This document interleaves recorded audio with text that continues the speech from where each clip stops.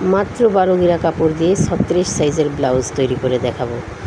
Hello everyone, আসসালামু আলাইকুম। আশা করি আপনারা সবাই ভালো আছেন। আলহামদুলিল্লাহ আমিও ভালো আছি। আর এই যে ব্লাউজটি, এটি হচ্ছে যারা ব্রা পরতে পারেন না তাদের জন্য সুতি কাপড়ের ছোট ব্লাউজ। আপনারা এই ব্লাউজটি তৈরি করে দেখবেন, পরতে খুবই আরামদায়ক হবে, কমফোর্টেবল হবে। যারা ব্রা পরতে অনেক আনইজি ফিল মনে করেন তাদের জন্য। তা সর্বপ্রথম আমি ব্লাউজের টেকিনগুলো দিয়ে নেব। একই রকমের ব্লাউজ হবে, শুধু এই ব্লাউজটা সাইজ একটু ছোট হবে।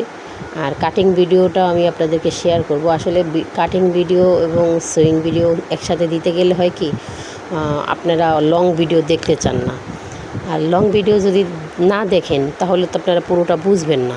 সেই জন্য আমি সেলাইয়ের ভিডিওটাই দিচ্ছি। আর ব্লাউজ যেরকম কাটিং করে সেমভাবেই কাটিং করতে হবে। সব কিছুই একই রকম হবে, শুধু পার্থক্য ব্লাউজটি একটু সাইজে ছোট হবে এবং গলাগুলো বড় হবে, হাতা হবে না। এই যে দেখেন, আমি আপনাদের সাথে গল্প করতে করতে কিন্তু টিকিনগুলো দিয়ে নিচ্ছি।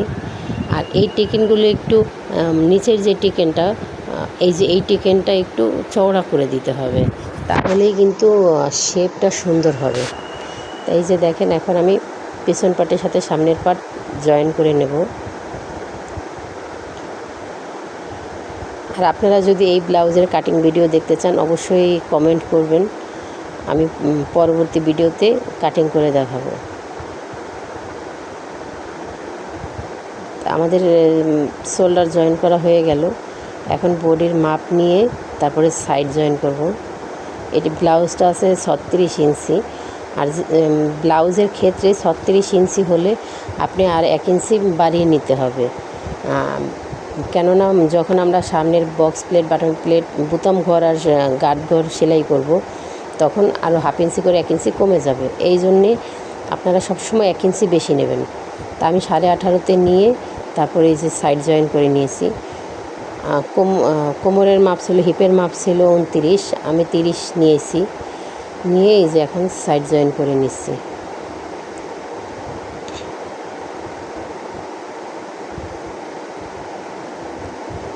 এখন এই যে মাঝখানের যে টিকেনগুলো সমান করে ধরে সাইডে ধরে তারপরে গার্ড ঘর করার জন্য মাঝখানে কেটে ফেলবো সামনের পাটে।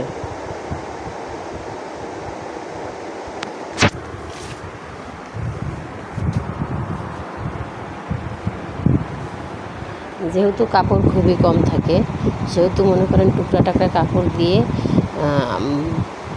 সামনে যে বোতাম ঘর, গার্ড ঘর, এগুলো করার জন্য কাপড়গুলো রেখে দিতে হবে। আর আপনারা তো সবাই জানেন, বিশেষ করে ব্লাউজের কাপড় খুব কাটায় কাটায় মাপা থাকে, এই জন্য টুকরা টাকরা সব কাপড় রেখে দিতে হয়।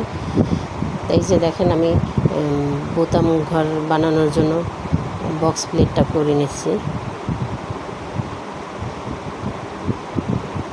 তা আপনাদের সাথে আরেকটা কথা বলে নিই ভিডিওর মাঝখানে, আপনারা ভিডিও যদি স্কিপ করে দেখেন, টেনে টেনে দেখেন, তাহলে আসলে আপনারা কাজের কিছুই বুঝবেন না।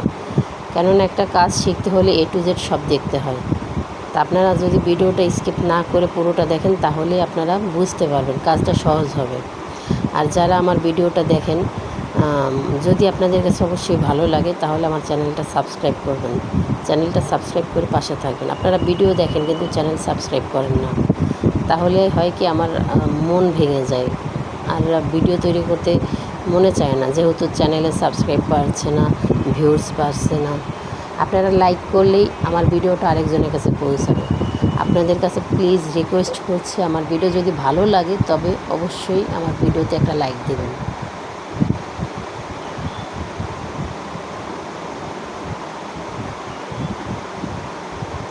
এখন এই যে বোতাম ঘর সেলাই করে গার্ড ঘর সেলাই করছি, একদম সহজ। আপনারা দেখেন ব্লাউজটা একদম সহজ।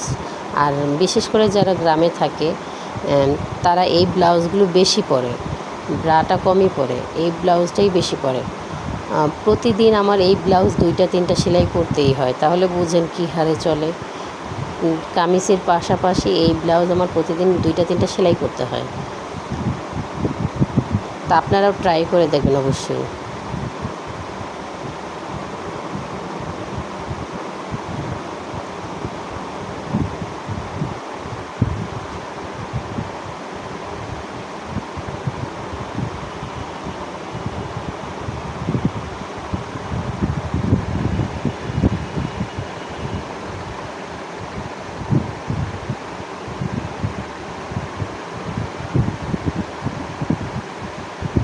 সেমভাবে আপনারাও কোমরের যে ভাঙাটা আছে এই ভাঙাটা এভাবে চওড়া করে দিয়ে নেবেন।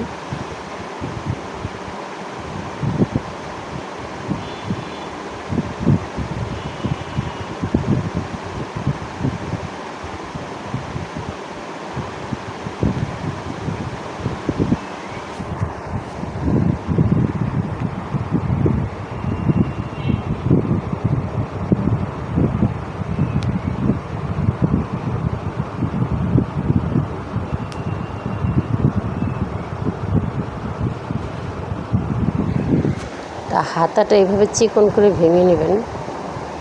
হাতাটা এভাবে চিকন করে ভেঙে নিলে খুব কমফোর্টেবল হয়।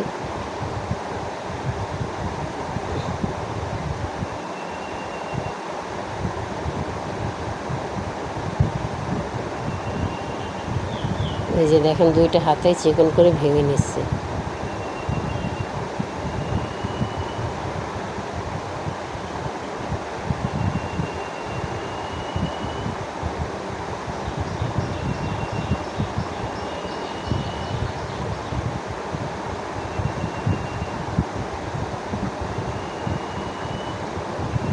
আমাদের ব্লাউজ পুরোটাই শেষ হয়ে গেছে, এখন শুধু গলার পটিটা জয়েন করলেই আমাদের ব্লাউজ কমপ্লিট।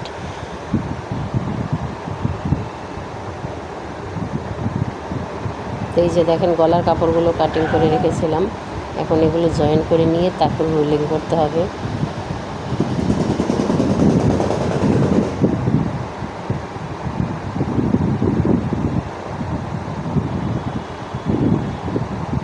আমরা যারা মনে করি যে ব্লাউজ সেলাই করা অনেক কঠিন, আসলে ব্লাউজ সেলাই করা কঠিন আবার সহজ। আপনি যদি সহজ মনে করেন তবেই সহজ, আপনি যদি কঠিন মনে করেন তবেই কঠিন। তাই একটি ব্লাউজ সেলাই করতে দেখেন বেশি সময় লাগে না, কিন্তু ব্লাউজের বুতাম ঘর, কাট ঘর এগুলো করতেই হচ্ছে সময় বেশি লাগে। আর যেহেতু এখন গলায় হাতের কাজ, হাতায় হাতের কাজ এগুলো এখন খুব কমই চলে, কাস্টমাররা এখন মেশিনে সেলাই চায়, সেহেতু আরও সহজ হয়ে গিয়েছে। তো এই যে দেখেন এখন আমি গলার পটিটা জয়েন করে নেব।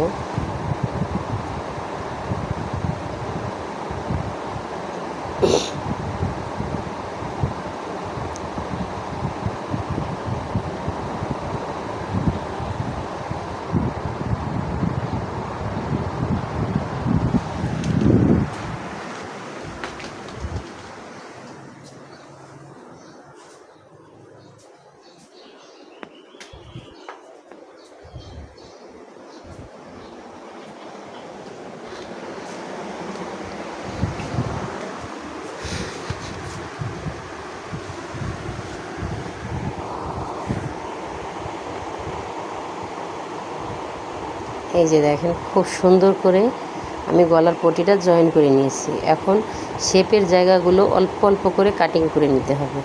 অনেকেই কী করেন, এই কাটিংটা করেন না। এই কাটিংটা না করলে গলার যে শেপ, সেই শেপটা ওঠে না, কেননা এখানে একটা শেপ আছে, এই গলার কাছে একটা শেপ আছে। আপনি যদি কাটিংটা না করেন তাহলে এই শেপটা সুন্দর করে উঠবে না, যখন সেলাই দেবেন তখন টান টান খেয়ে থাকবে। তাই কাটিংটা অবশ্যই করে নেবেন। এই কাটিংটা করে তারপর চাপা সেলাই দিয়ে নেবেন একটা। আমি জানি না আপনাদেরকে আমি কতটুকু বোঝাতে পারছি, তবে চেষ্টা করছি খুব সহজ করে বোঝানোর জন্য। আমি যেভাবে কাজ করি, আমিও কিন্তু আপনাদের মতো এরকম ইউটিউবের ভিডিও দেখেই কাজ শিখেছি। তা সেই জন্য বলবো যে মন দিয়ে যদি আমরা চেষ্টা করি ভিডিও দেখে কাজ করার জন্য, অবশ্যই এটা পসিবল। কেননা আমি যেহেতু আল্লাহর রহমতে ভিডিও দেখে দেখে এখন পারফেক্টভাবে কাজকাম করতে পারছি, গ্রামে বসে, ঘরে বসে, বাইরে না গিয়ে, সংসার সামলিয়ে, বাচ্চা সামলিয়ে মাসে 8-10 হাজার টাকা ইনকাম করা কিন্তু কোনো ব্যাপার না ঘরে বসে। তা আপনারা অবশ্যই আমাদের ভিডিওগুলো দেখবেন ভালো করে, স্কিপ না করে, তাহলে আপনারাও এইভাবে ঘরে বসেই আর্ন করতে পারবেন, পাশাপাশি স্বামীর অনেক হেল্প হবে।